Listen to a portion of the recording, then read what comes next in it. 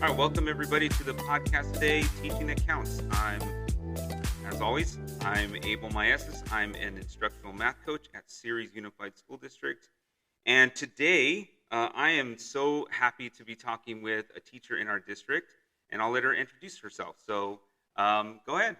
All right. Hello, everyone. My name is Enoe Ochoa, and I am the high school math teacher at Whitmore Charter. And I am in the unique position that I teach all the math classes here. So lots of business, lots of fun. Cool. All right. So today we're just getting together to talk what you've been doing in your class. In a lot of the previous episodes for Teaching Accounts, we've been doing the Building Thinking Classrooms by Peter Liljedahl. And so I know that you have been doing some of that work, and I really wanted to have an opportunity to talk to you and just have a conversation about how things are going, what's going on in your class, how you've seen some changes, and really how you've been implementing some of the neat things that we've been reading about. All right. So I just can you explain to everybody kind of what your class looks like? I know that you work at a charter school, so sometimes those look a little bit different. So how is your class look? How many students do you have? And what classes do you teach? All right. So I teach math 1, 2, and 3 integrated, and I also teach accelerated math 2 and accelerated math 3, and we got to add on the pre-calculus course this school year. Now, my classes are different just because we work on a college schedule. So some classes can be as small as 10 students, some classes can be as large as 25 students.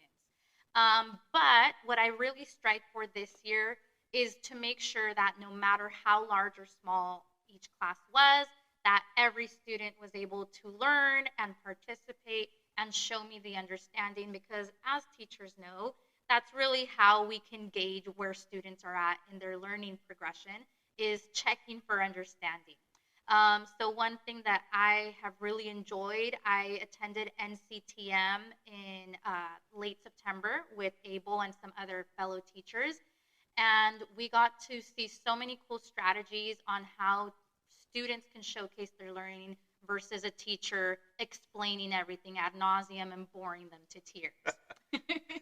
So one of the strategies that I love so much and that you guys can see around my classroom anytime you walk in is the vertical whiteboards. It has been a saving grace for me this year because I am working with new curriculum. So it's really awesome to see how students are engaging and interacting with that curriculum instead of hiding their knowledge in a workbook that maybe I'll look at once or twice a year. Yeah, I have to say, and that NCTM, the annual conference that was in LA this year, there was so much to come out of. There were thousands of, I think hundreds of sessions. And to see Peter Liljedahl there and talk about what he's doing and some of the things really that could be done in our classrooms, I think was inspiring. That's why I'm so enthused about this book and seeing it go on in the classrooms. And you can see, I know we're sitting in your classroom right now as we talk. And I love coming into your classroom because you can just see the math that kids are doing. As you walk around, I'm walking around right now, I'm just looking around. You have your whiteboards out, and there's still math. There's still math up there. They didn't erase it yet. Kids were in here clearly working on some sort of, it probably looks like, I see some complex numbers here, so some imaginary numbers. What was that, math? That was accelerated math 2. Okay. So they're working on solving quadratic equations right now. So they were introduced to the square root of a negative number, and we discussed what is that, does that exist, how is that mathematically possible, and through student investigation, they figured out, no, that's not possible, and then I introduced and explained the imaginary and the complex number system and all the fun stuff that can come out of that. So we were learning how to do some basic arithmetic with that, but they also realized that you can have imaginary solutions to a quadratic equation, which is really cool. I love the idea that students kind of came up with that, like a conjecture, and then you just formalized the mathematics with what they came up with through some exploration of a task. Yeah, what I'm seeing this year, I'm letting the students do a lot of heavy lifting with our new curriculum. I was very scared to work with it because it's like, do I trust my students to have the knowledge or the rigor or the perseverance to really go through that exploration, that discovery, and that struggle? And it turns out, for the most part, a lot of my students do like this curriculum because they are taking ownership of the knowledge. It's I created it. I came up with this idea, and my teacher's just verifying that I'm on the right track. So it's really cool that, like you said, they come up with the conjectures, they're doing the discovery. It's not just being hand fed to them. They're really having to use their critical thinking, which in previous years, at least myself, I haven't practiced that strategy. Yeah, I recall seeing Dan Meyer Mm-hmm. at we just had a math conference here in Stanislaus County MathCon, and he talked about how students with come in with math, like they have conceptions that they're coming into class with, and a lot of times when we just give them what we think they should know, we kind of negate all of the stuff that they come in with. And I like this idea that they're coming in with math and they're taking all of that math knowledge or whatever they come in with and connecting it to new concepts. And then you're able to be that facilitator and make sure that they can connect those and say, hey, look, at you guys came up with this. All I'm doing is formalizing that piece and giving you some more math notation and giving you the math theorems and how to connect those ideas. Do you see students have they shifted their mindset at all in terms of how they see math? Um, I would say that the biggest shift that I have seen is that they are more confident in their knowledge. Because, like we've previously talked about, they get to experiment and play around and really confirm their previous notions. Um, what I also notice is that they have changed their mindset as it pertains to math. A lot of students are, I hate math, it's so difficult, it's hard to understand. Where we have made it that, yes, it is difficult to understand, but it's worth it to understand. Mm. So I've seen that shift where students are putting in more effort because they do want to understand it. It's no longer just getting an answer, it's knowing how to get to that answer. So that's been really cool. I've seen that a lot in my accelerated classes and my pre calculus course. And students really do appreciate having to struggle and not being given all the information. um, they want to be challenged. They don't want to be coddled through their education, especially those upper level classes. They're preparing themselves for the college life. They want to figure it out on their own. They want to be able to struggle and work hard to get to that end result. So I think it's pretty cool, and pretty good so far. All right.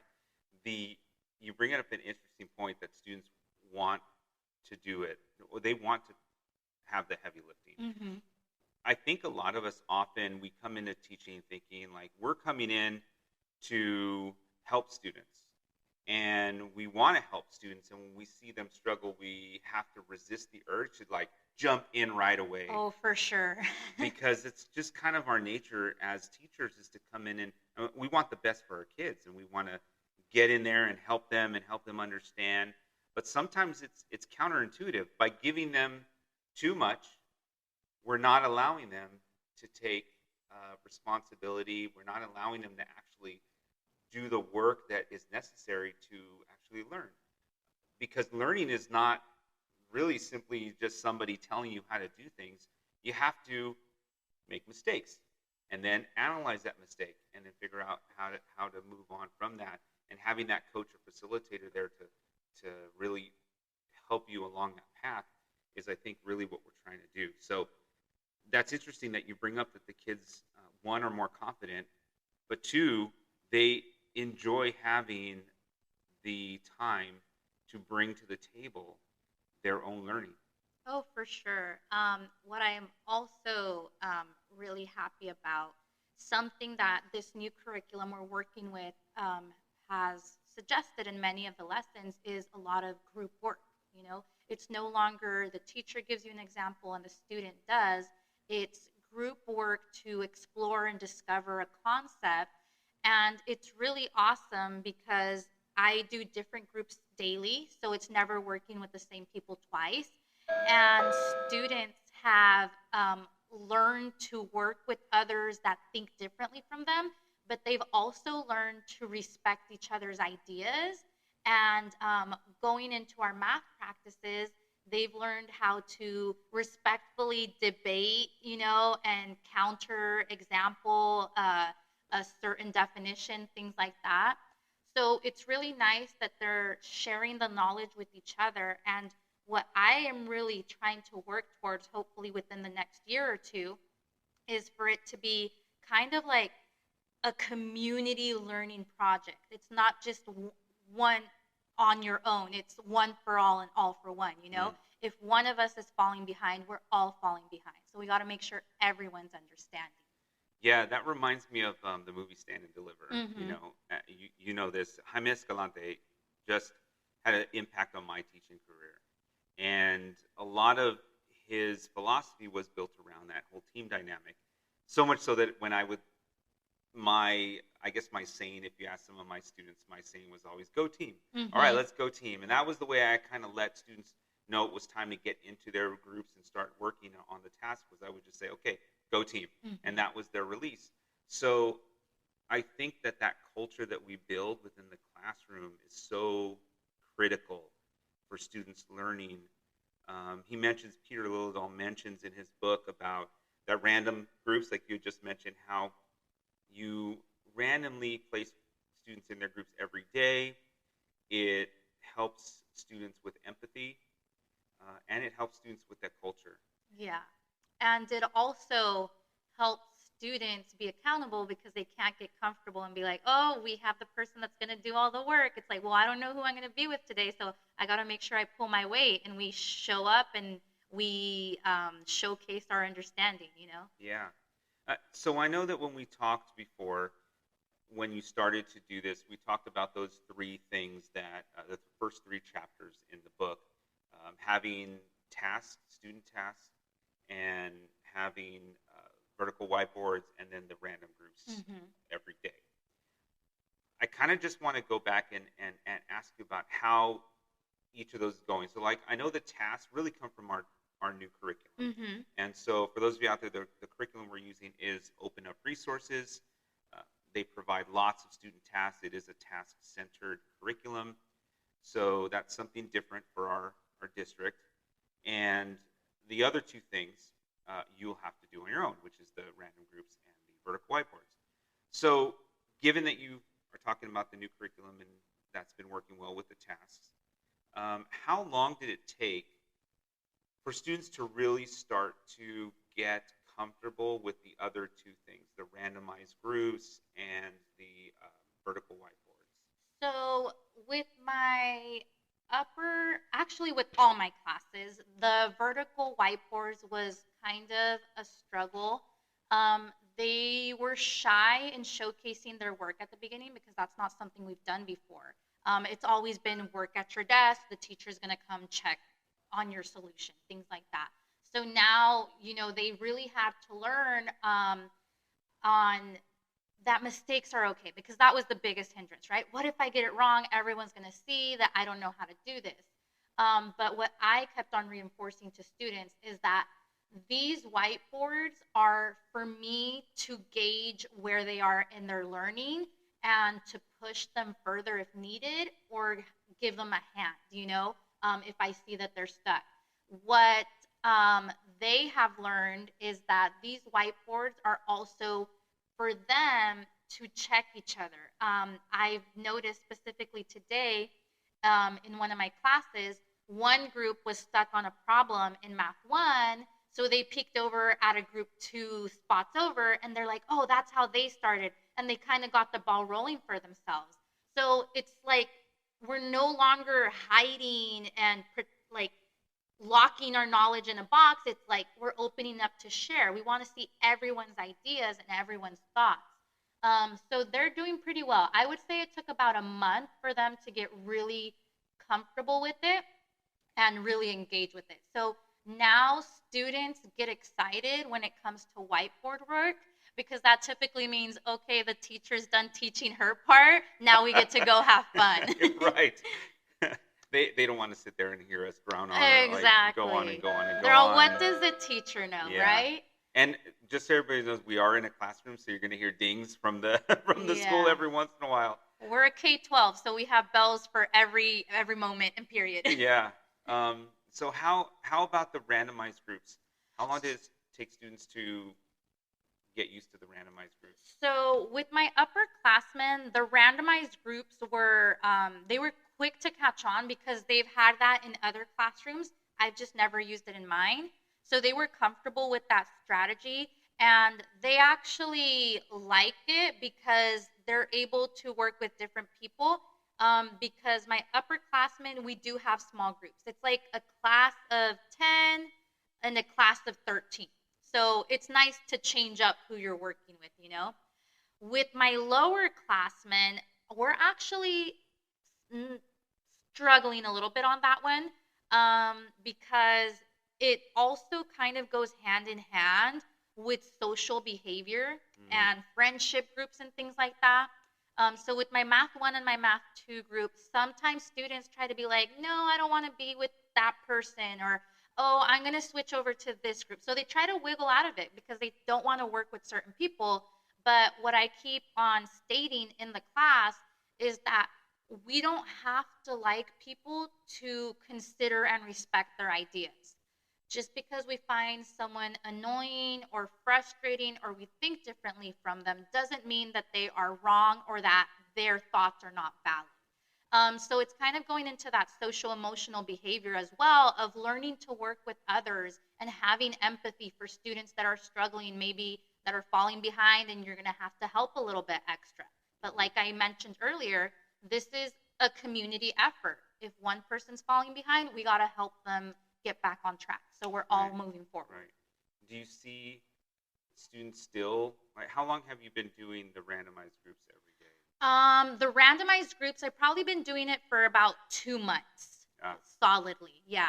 At the beginning, I was doing strategic randomized groups, so they kind of could start tell, oh, I'm in the level situation, higher order thinking, whatever.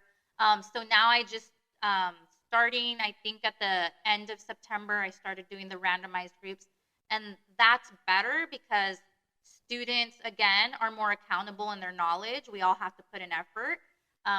But there's that issue with sometimes they don't work well together. Are you using like playing cards or sticks? I am using, it's so cool. Our admin bought us these pencil sticks. There's 3 different options. We can separate by shapes, we can separate by color, or we can separate by number. I've seen those. So I just pass those out to students, and then when we get to a whiteboard activity, it's like, okay, find your shape whiteboard, and let's work with our team. Okay. Yeah. Are the students still kind of complaining about groups or has that started to wane? That started to disappear. So they're getting used to the fact that, okay, we're not here to play around and chit chat and socialize. We're here to work. So that's what we want to focus on. Okay, well, that's cool. So let me ask you some questions just about your own teaching practice. Yeah, for sure. It sounds like the students are getting a lot. You've been teaching for 4 years now? Yes. And this is kind of a significant change to what you've been doing before. Correct. So how has the changes that you've implemented this year, how has it kind of really affected you as a teacher, your growth, your mental health too? Because sometimes a lot of teachers see shifts like this as being a lot more work and very difficult and just probably too much to consider to making the shift. So how have you made the shift, and how has it either helped or been a struggle? Okay. So I did find it quite difficult at the beginning because obviously this is a different way of teaching than what I'm used to. So I really had to study the curriculum and familiarize myself with the strategies, but also the reasoning and the importance behind those strategies. Why is it that we're doing task based versus explicit direct instruction, you know? So it really did seem overwhelming. Okay, I have to trust my students to learn all this kind of on their own with a little bit of guidance from me. But I really dove into the curriculum and I followed their lesson planning, but I also modified it into things that I was comfortable with. Where I knew my students, I'm in a unique position that I'm going to know my students freshman, sophomore, junior, and senior Right. year. Yeah. So I really know where they're at in different stages throughout the year. So I'm able to modify the lesson. Okay, I'm not going to be able to have them do a lot of independent work here. So let's have some more teacher components, things like that. Um, it was very overwhelming in setting it up in a way that was comfortable to me and a way that I knew my students could synthesize. Once I figured out the routines and, you know, where I could have independent work, where we were going to focus on task based activities and things like that, it's really been, I'm going to say, a piece of cake. It really has.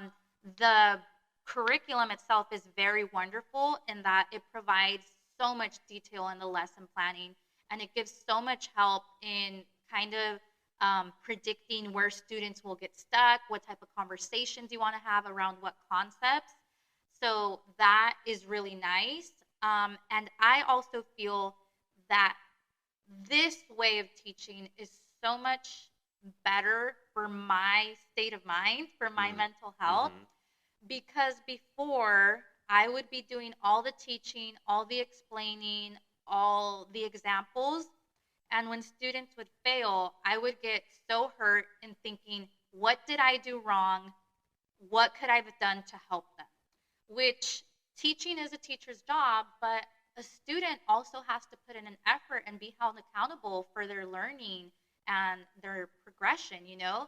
So now when my students are struggling or they are failing, it's no longer, you know, what am I going to do? How am I going to help them? I'm still going to be pitching in, but now it's a conversation. Okay, what strategies is the student utilizing in the classroom? Are they, you know, taking good notes? Are they studying? Are they doing the assignments? Are they participating in those task activities? And are they putting in their full effort to really understand this? So it's really nice in that the accountability is now kind of 50-50, you know, Mm-hmm. where it's really okay, what can the student also do to help themselves and improve? And in that point as well, the students now are showing you where their holes might be or Oh, where they're yes. having trouble so that you can set up some sort of intervention. So I Mm-hmm. know you talked about that with me last time on your number of students that needed intervention has gone down. Can you explain Yes. just like where that has come from and how that's been happening? Yeah, so it's really nice. At the beginning of the year, I was overwhelmed because I and the students were new to the curriculum. So I was doing a lot of intervention sessions with students that needed extra help and extra support. But now that's not happening as much because the vertical whiteboards, they are such a blessing. When students are working on those vertical whiteboards, showcasing their knowledge, I'm able to see which students are understanding and which students are struggling and which students are falling behind. So during those moments, I walk around the classroom and those students that are understanding, I always love to push them forward a little bit with some, you know, depth of knowledge questions and such. But those students that are struggling and falling behind, that's when I step into their group and we start to have conversations and maybe we go into more detail and some EDI in the moment to clear up their misconceptions. So now the intervention is happening in the classroom versus outside of the classroom where a student might not show up or they might not pay attention. Yeah, we talk about tiered interventions, tier 1, tier 2, and tier 3. And what you're describing is in the moment, tier 1 intervention so that students are getting what they need at the moment, and you're not having to wait until you test them after Correct. 3 weeks or 2 weeks or whatever, and then go, oh my gosh, these students didn't do well. Now I have to go and do some sort of tutoring or other intervention. Mm-hmm. We're going to have kids like that. We're going to have kids that are still struggling at that moment that we don't see in the classroom. But the opportunity that you've had now to see their work, catch them as they do it, catch them as they make those errors, and get them the necessary intervention that they need at the moment has kept kids on track. Yes. Have you seen an increase in understanding and scores and grades? What have you seen in as the student impact of these? Specifically in my Math 1 class, there was, I'm going to say about 20% of the students at the beginning of the school year, their first progress report was a D or an F. And they were really struggling to understand the content and how it was being presented. Now, investing in that in-the-moment tutoring and making sure I check in with students and track their understanding, I'm actually going to say I'm pretty confident. I just looked at my grade book yesterday. I believe all except for 2 students are earning a C or above. So I only have about probably 1%, that is earning a D or an F. So it's really awesome. And I'm sure that is increasing the confidence level of students as well. Oh, yeah. They get so excited when they understand something. Earlier today, a student was struggling with solving a variable formula for a specific letter. And then as a class, we discussed what those variables represented and how we could undo operations. And one of the students shouted out, "I understand you now." And she was so excited. So it was just like so awesome. Even the smallest things, there are big wins, in the world of math. And those are little wins for us as teachers. That's what we hope. That's what we want. We want that, oh, or aha, and to get it. And that's the beauty, I think, of math.